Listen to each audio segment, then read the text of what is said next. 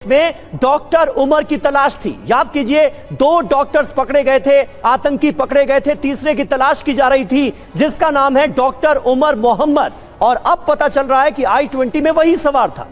PMO target में था। यह सच उगला है नदीम जो पकड़ा गया। खबर यह है कि इस ब्लास्ट के बाद पाकिस्तान में हलचल बहुत तेज हो गई है। वहां पर आर्मी चीफ मुनीर ने एक बड़ी बैठक बुलाई। ऐसे में पाकिस्तान क्या करेगा? पाकिस्तान पहले ही घबरा गया है। पाकिस्तान की गवर्नमेंट, पाकिस्तान की स्टेट इस वक्त इस डर खौफ में है कि कहीं भारत जो है वो एक बार फिर पाकिस्तान का नाम ना ले दे। इंडिया का जो मीडिया का एक बड़ा सेक्शन जो है वो जारी बात है इसको पाकिस्तान की तरफ ट्विस्ट करने की कोशिश कर रहा है। इसलिए एक एक्शन होना पाकिस्तान के खिलाफ कुछ ज्यादा मेरे लिए हैरान कुन नहीं होगा। अब पाकिस्तान में इस बैठक से हलचल तेज हो गई है। जनरल मुनीर ने बड़े जनरलों के साथ बैठक की है। फ्रांस की जो एम्बेसी है इंडिया के अंदर, उन्होंने भी इसके ऊपर कमेंट किया कि जनाब रेड अलर्ट रहें। तो दैट इज समथिंग।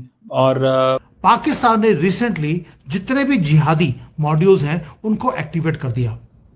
हमास दिखा गया है वहां पर, और इन्होंने शिफ्ट कर दिया अपने बेसिस को पाकिस्तान से निकालकर ये बांग्लादेश में कर ले गए हैं।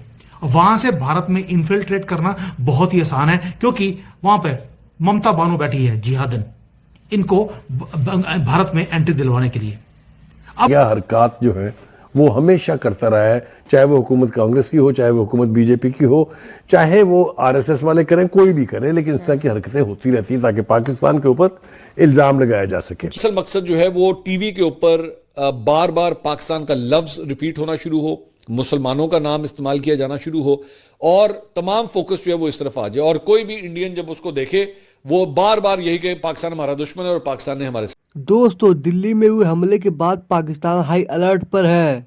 आसिम मुनीर ने हाई लेवल मीटिंग की जिसमें यह तय किया जाएगा कि भारत का अगला मूव कौन सा होगा। और दोस्तों, पाकिस्तान मीडिया ने अपना प्रोपेगेंडा वीडियो फिर से चालू कर दिया है।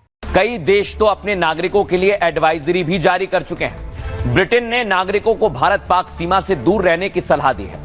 अगर हमारी ज़मीन की खिलाफ वर्जी होती है या हमारी सरजमीन को जो है वो निशाना बनाया जाता है, हमारी आबादियों को निशाना बनाया जाता है, तो फिर इस तरह ही सही फिर हम भी वही करेंगे जो हमारे साथ हो रहा है। जंग ही होगी, फिर जंग ही होगी।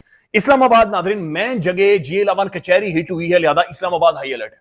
अफगानिस्तान का दारुल हुकूमत नादरीन काबुल हाई अलर्ट है। उसकी वजह यह है कि परसों हर कीमत के ऊपर ड्रिल्स की जाएं, और इन ड्रिल्स में इंपॉर्टेंट चीज़ ये है कि एयर विंड वार्निंग सायरन जो है, जब सायरन बजतेंगे हुकूमत की तरफ से, जब कोई बराह रास्त हम जंग की सूरत हाल में अपने इस मामले को ज्यादा तेज करने की जरूरत है इन एलिमेंट से निपटने के लिए।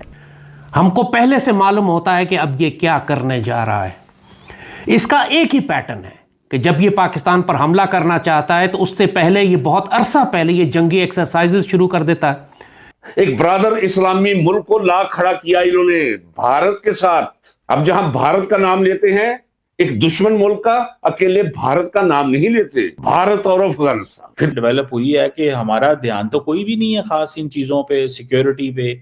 हमारी जो हम अफगान तालिबान को तो क्रिटिसाइज कर रहे हैं, इंटरनल भी तो अपनी चीजें ठीक करनी होंगी। पाकिस्तान में जमीन खून से रोज बरोज रंगती ही चली जा रही है। मेरा ख्याल है पाकिस्तान को इसके हवाले से काफी तैयारी करनी पड़ेगी और बहुत मोमेंटम बिल्ड करना पड़ेगा, क्योंकि जितनी फैसला कुन और जानदार कार्रवाई होगी, इंतजार भी उतना ही तवील या मुख्तसर होगा। अपनी फौजी तैयारियां शुरू कर देता है, अपनी कौम को तैयार करता है, सरकारी तौर पर बयानियां बनाना शुरू कर देता है कि पाकिस्तान एक दहशतगर्द मुल्क है। इसकी सियासी क़यादत, इसकी अस्करी क़यादत जहर उगलने लगती है। हमला होता है, जारी बात है, सायरन किसने बजाने हैं? इंडियन गवर्नमेंट ने बजाने हैं, because of the threat, because of the attack. तो इस चीज़ के ऊपर वो कह रहे हैं, इधर से पाकिस्तान ने बहुत ज़्यादा अपनी डिप्लोमेसी